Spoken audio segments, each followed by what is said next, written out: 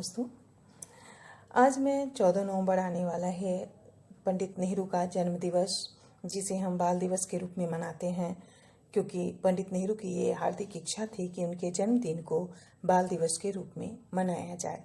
तो चलिए पंडित नेहरू के जीवन से जुड़ी हुई कुछ घटनाएं और उनके जीवन परिचय लेकर के मैं आप लोगों के सामने आई हूँ। पंडित जवाहरलाल नेहरू का जन्म 14 नवंबर 1889 को ब्रिटिश भारत में इलाहाबाद में हुआ। उनके पिता मोतीलाल नेहरू 1861 से 1931 धनी बैरिस्टर जो कश्मीरी पंडित थे। मोतीलाल नेहरू सारस्वत कौल ब्राह्मण समुदाय से थे। स्वतंत्रता संग्राम के दौरान भारतीय राष्ट्रीय कांग्रेस के 2 बार अध्यक्ष चुने गए। उनकी माता स्वरूप रानी थुस्सू जो लाहौर में बसे एक सुपरिचित कश्मीरी ब्राह्मण परिवार से थीं। मोतीलाल की दूसरी पत्नी थी और वह पहली पत्नी के प्रसव के दौरान मृत्यु हो गई थी। जवाहरलाल 3 बच्चों में से सबसे बड़े थे, जिनमें बाकी 2 लड़कियां थीं। बड़ी बहन विजया लक्ष्मी बाद में संयुक्त राष्ट्र महासभा की पहली महिला अध्यक्ष बनी। सबसे छोटी बहन कृष्णा हटी सिंह एक उल्लेखनीय लेखिका बनी और उन्होंने अपने परिवारजनों से संबंधित कई पुस्तकें लिखीं। जवाहरलाल नेहरू ने दुनिया के कुछ बेहतरीन स्कूलों और विश्वविद्यालयों में शिक्षा प्राप्त की थी। उन्होंने अपनी स्कूली शिक्षा हैरो से और कॉलेज की शिक्षा ट्रिनिटी कॉलेज कैम्ब्रिज से पूरी की। इसके बाद उन्होंने अपनी लॉ की डिग्री कैम्ब्रिज विश्वविद्यालय से पूरी की। इंग्लैंड में उन्होंने 7 साल व्यतीत किए, जिसमें वहाँ के फैबियन समाजवाद और आयरिश राष्ट्रवाद के लिए एक तर्कसंगत दृष्टिकोण विकसित किया।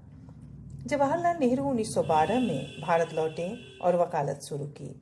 1916 में उनकी शादी कमला नेहरू से हुई। 1917 में Jawaharlal Nehru home rule league में शामिल हो गए। राजनीति में उनकी असली दीक्षा 2 साल बाद 1919 में हुई, जब वे महात्मा गांधी के संपर्क में आए। उस समय महात्मा गांधी ने रॉलेट अधिनियम के खिलाफ एक अभियान शुरू किया था। नेहरू महात्मा गांधी के सक्रिय लेकिन शांतिपूर्ण सविनय अवज्ञा आंदोलन के प्रति खासे आकर्षित हुए। नेहरू ने महात्मा गांधी के उपदेशों के अनुसार अपने परिवार को भी ढाल लिया। जवाहरलाल और मोतीलाल नेहरू ने पश्चिमी कपड़ों और महंगी संपत्ति का त्याग कर दिया। वे अब एक खादी कुर्ता और गांधी टोपी पहनने लगे। जवाहरलाल नेहरू ने 1920-1922 में असहयोग आंदोलन में सक्रिय हिस्सा लिया और इस दौरान पहली बार गिरफ्तार किए गए। कुछ महीनों के बाद उन्हें रिहा कर दिया गया। जवाहरलाल नेहरू 1924 में इलाहाबाद नगर निगम के अध्यक्ष चुने गए और उन्होंने शहर के मुख्य कार्यकारी अधिकारी के रूप में 2 वर्ष तक सेवा की। 1926 में उन्होंने ब्रिटिश अधिकारियों से सहयोग की कमी का हवाला देकर त्यागपत्र दे दिया। 1926 से 1928 तक जवाहरलाल नेहरू ने अखिल भारतीय कांग्रेस समिति के महासचिव के रूप में सेवा की। 1928-29 में कांग्रेस के वार्षिक सत्र का आयोजन मोतीलाल नेहरू की अध्यक्षता में किया गया। उस सत्र में जवाहरलाल नेहरू और सुभाष चंद्र बोस ने पूरी राजनीतिक स्वतंत्रता की मांग का समर्थन किया, जबकि मोतीलाल नेहरू का और अन्य नेताओं ने ब्रिटिश साम्राज्य के भीतर ही प्रभुत्व संपन्न राज्य का दर्जा पाने की मांग का समर्थन किया। मुद्दे को हल करने के लिए गांधी ने बीच का रास्ता निकाला और कहा, ब्रिटेन को भारत के राज्य का दर्जा देने के लिए 2 साल का समय दिया जाएगा और यदि ऐसा नहीं हुआ तो कांग्रेस पूर्ण राजनीतिक स्वतंत्रता के लिए एक राष्ट्रीय संघर्ष शुरू करेगी। नेहरू और बोस ने मांग की कि इस समय को कम करके 1 साल कर दिया जाए। ब्रिटिश सरकार ने इसका कोई जवाब नहीं दिया।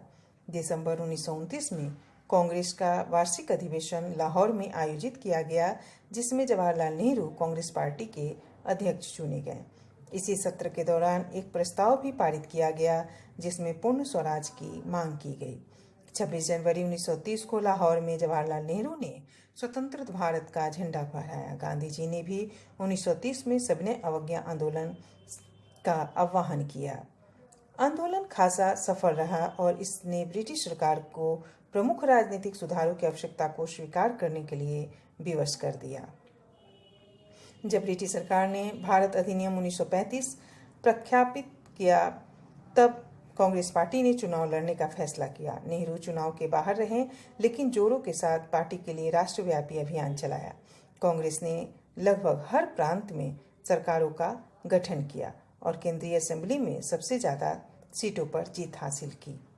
नेहरू कांग्रेस के अध्यक्ष पद के लिए 1936 और 1937 में चुने गए थे। उन्होंने 1942 में भारत छोड़ो आंदोलन के दौरान गिरफ्तार भी किया गया और 1945 में छोड़ दिया गया।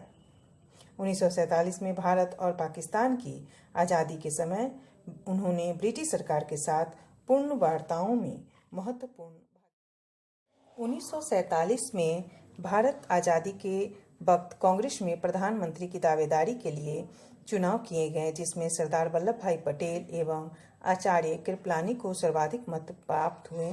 पर गांधी जी के आग्रह पर जवाहरलाल नेहरू को भारत का प्रथम प्रधानमंत्री नियुक्त किया गया।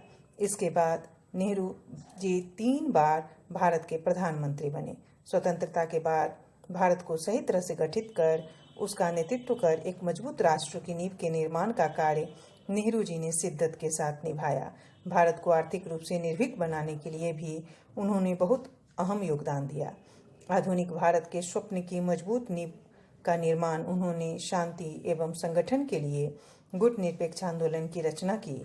इनकी बहुत मेहनत के बावजूद यह पाकिस्तान और चीन से मैत्रीपूर्ण संबंध नहीं बना पाए और 27 मई 1964 को दिल का दौरा पड़ने से इनका स्वर्गवास हो गया और इनकी मौत भारत देश के लिए एक बहुत बड़ी क्षति थी। नेहरू जी की एक पुत्री थी जिनका नाम इंदिरा गांधी था, जिससे हम अपरिचित नहीं हैं। इंदिरा गांधी अपने पिता को अपना गुरु मानती थी और देश की राजनीति को उन्होंने नेहरू जी से ही सीखा था। बचपन से देश की आज़ादी की लड़ाई को उन्होंने करीब से देखा था। यही वजह थी कि वे भी देश के प्रति अत्यधिक प्रेम रखती थीं। इंदिरा जी आज़ाद देश की प्रथम महिला प्रधानमंत्री बनी। पंडित जी को गुलाब का फूल बहुत पसंद था, जिसे वे अपनी शेरवानी में लगा कर रखते थे।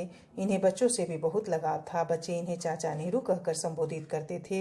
इसी प्रेम के कारण इनका जन्म दिवस बाल दिवस के रूप में 14 नवंबर को मनाया जाता है। Nehru ji discovery of India के रचयिता के रूप में भी विख्यात रहे। धन्यवाद दोस्तों। अगर वीडियो पसंद आए तो वीडियो को ज़्यादा से ज़्यादा लाइक करें, शेयर करें, चैनल को सब्सक्राइब करना बिल्कुल न भूलें।